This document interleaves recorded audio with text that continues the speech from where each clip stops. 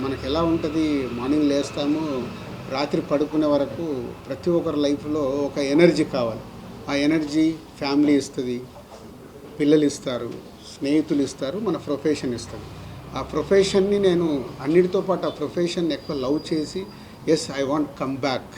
నేను ఎందుకు success percentage last 5 ఇయర్లో తగ్గిపోయిందనే దానికి సినిమాల మీద పనిచేస్తూ ఆ ఎనర్జీ తెచ్చుకుంటూ చేయడమే.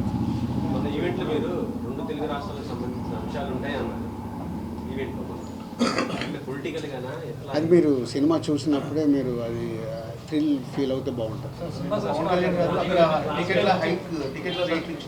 కళ్యాణ్ గారు ఎనర్జీ అని చెప్పారు. ఆయన స్టేజ్ మీద ఆయన పార్టీకి మీరు ఎనర్జీ అని చెప్పారు. పనిచేశారు అంటే అది నాకు తెలియదు. ఇప్పుడు కళ్యాణ్ గారు మొన్న అలా చెప్పే వరకు కూడా నాకు తెలియదు. ఆ రోజు నేను వకీల్ సాబ్ సినిమా చేద్దామని అప్రోచ్ అవ్వడం, ఇలాంటి సినిమా కంబ్యాక్ చేయడం కరెక్టా కాదా అని కళ్యాణ్ గారికి డిస్కషన్. ఆ టైంలో నా పాయింట్ ఆఫ్ వ్యూలో అంటే ఈ సినిమా చేయడం వల్ల మీరు రేపు థియేటర్ నుంచి మీరు ఇప్పుడు పొలిటికల్గా కూడా ఇన్వాల్వ్ అయినారు అని డిస్కస్ చేసిన తర్వాత, మరి ఇలాంటి సినిమాకు ఎకానమిక్స్ ఎలా ఉంటాయి, డబ్బు గురించి తర్వాత ఆలోచిద్దాం సార్, ఈ సినిమా వెళ్ళాలి, ఈ సినిమా రీచ్ అవుద్దని నమ్ముతున్నాను, డైరెక్టర్ కూడా నమ్ముతున్నాడు. బట్ చాలామందికి ఇదేదో రీమేక్, మేము అలా చూడట్లేదు. రీమేక్ సోల్ తీసుకున్న పవన్ కళ్యాణ్ గారి ద్వారా ఎలా చూపించాలి ఈ సినిమాని చూపిస్తామని ఆ రోజు కన్విన్స్ చేశాను. ఆయన నమ్మారు. దాని తర్వాత ఏదో ఫైనాన్షియల్గా మాట్లాడుకున్న తర్వాత ఓకే సార్ అని నేను వచ్చేసాను. నిన్న కళ్యాణ్ గారు అలా చెప్పేవారు కూడా నాకు తెలియదు. ఆ రోజు ఆ సినిమా చేయడం వల్ల అది జనసేన పార్టీకి ఇంధనమైందని నాకు తెలియదు.